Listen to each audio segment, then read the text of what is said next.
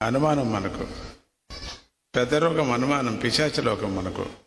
స్నానం చేస్తున్నప్పుడు కూడా గంగలో నా పాపం పోతుందో లేదో అని చేస్తాడు, ఇంకని పోదు. దానం ఇచ్చేటప్పుడు అంతేనే, అబ్బా నిన్న కూడా దానం ఇచ్చా, ఈరోజు కూడా ఇవ్వాలి నేను దానం అని ఈరోజు ఇచ్చేది. అది ఏముంది, నిన్నది పోయింది, ఈ రోజుది పోయింది. మాట అనుకున్నావు కదా నువ్వు ఇప్పుడు. అబ్బా ఆ సంవత్సరం ఇంత ఇచ్చాను, ఈ సంవత్సరం ఇంత ఇచ్చా, అన్ని పుణ్యం పోతుంది. అది అనుకుంటే పోతుంది, అనుకోకూడదు. ఈ చేయిలో దానం ఇచ్చేది ఈ చేతికి తెలియకూడదు. అది గుప్తదానం, మాటి మాటికి చెరుకు అనుకోకూడదు. నా పేరు వేయలేదే, నీ పేరు వేస్తే నా ఫ్యాన్ ఒకటి ఇచ్చాడట ఎవరో, ఫ్యాన్ మీద పేరు వేస్తే ఆ ఫ్యాన్ తిరుగుతూ ఉంటుంది, అట్లే నువ్వు కూడా అట్లే తిరుగుతూ ఉంటావు. నీ బుద్ధికి అది తిరుగుతుంది. ఏముంది, ఇచ్చేటువంటి శక్తి మనకి ఇచ్చాడు కదా, నా పేరు వేస్తే ఎంత పోతే ఎంత అనుకోవాలి. కానీ అయినా కొంతమంది ధర్మాత్ములు పేరు వేస్తారు. కారణం అంటే ఇంకొకటికి మనసు రాని. ఆ ఆలయానికి ఇచ్చేటువంటి దాత పేరైనా చూసి ఇస్తాడేమో అనే దృష్టితో వేస్తారు. న్యాయంగా వేయకూడదు, న్యాయంగా మనం వేయించుకోకూడదు. నాకు ఇచ్చే శక్తిని ఇచ్చాడు కదా చాలు భగవంతుడు అనుకోవాలి. కానీ ఆ విధంగా మన పేరు చెప్పలేదే, మన పేరు చదవలేదే, అందరి ముందరూ చదవలేదే, నాకు బహుమానం ఇవ్వలేదే అనుకోకూడదు. ఎవడికెవడు బహుమానం ఇచ్చేది? నీ భాగ్యం పోతుంది. పొగుడి అట్లా ఏదైనా నీకు చేశామంటే భాగ్యం ఏం లేదు అని అర్థం. అప్పటికి ఆ రోజు నేను గురించి చెప్పట్లు కొడతారు అంతేగాని, కానీ నీ భాగ్యం నిల్. మళ్ళీ ఎప్పుడు నువ్వు డిమాండ్ చేయకూడదు, నేను చేశానే అప్పుడు నాకెందుకు ఈ కష్టమని. లేదా ఆ రోజు పొగిడించుకున్నావే, పొగిడించుకున్న తర్వాత ఆ పుణ్యం పోయింది. చెప్పకూడదు అంటారు చాలామంది.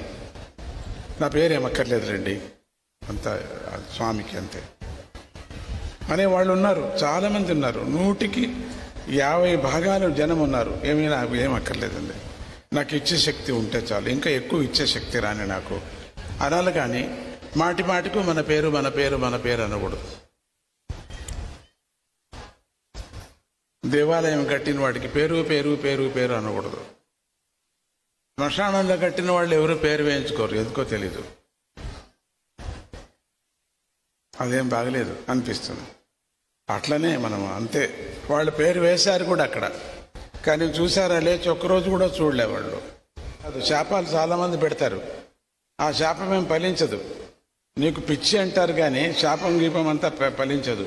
ఆవిడికి పిచ్చండి అంటారు అంతే. అది ఏమి కాదు. ఏమంత తపస్సు చేశావు నువ్వు, సత్యవంత సావిత్రిలాగా, ప్రహ్లాదులాగా అంత తపస్సు చేసావా నువ్వు? మహర్షినా నువ్వు? మహానుభావురాలువా నువ్వు? కాదే.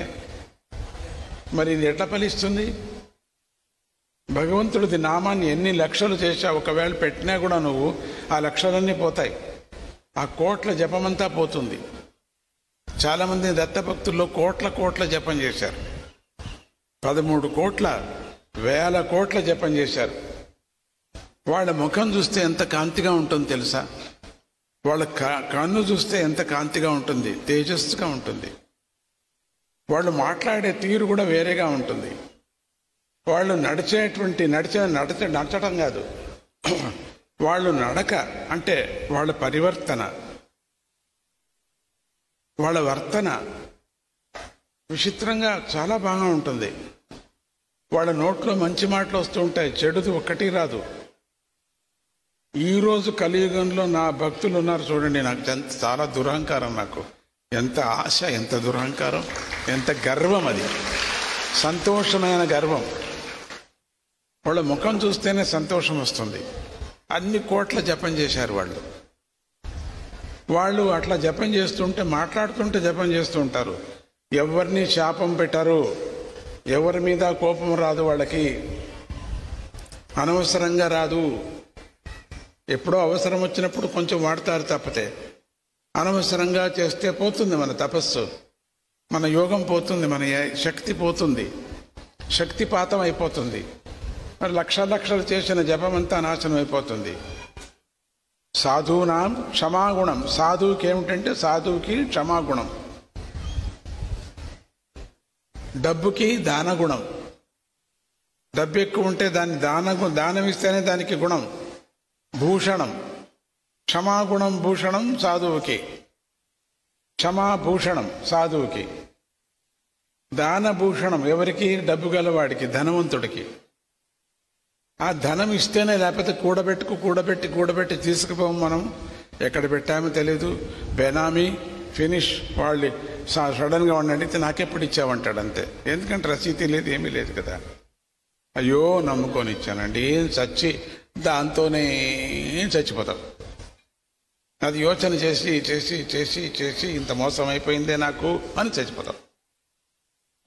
ఎవరిని నమ్మేది? భగవంతుడిని ఒక్కడే నమ్మండి అంతే.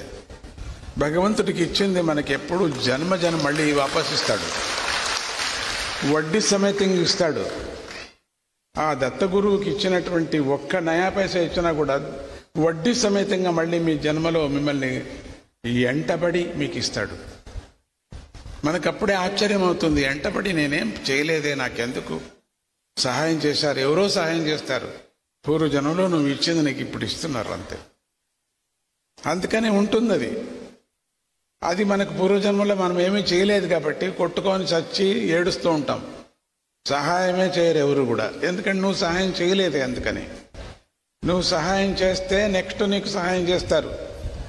ఇప్పుడుండే పిల్లలు ముసలి వాళ్ళకి సహాయం చేస్తే రేపు పొద్దున్న నువ్వు ముసలైనప్పుడు నీ పిల్లలు నీకు సహాయం చేస్తారు. చేయకపోయినా నీ మనస్సు సమాధానంగా ఉంటుంది. మంచిగా చస్తావు, నువ్వు సమాధానంగా చస్తావు.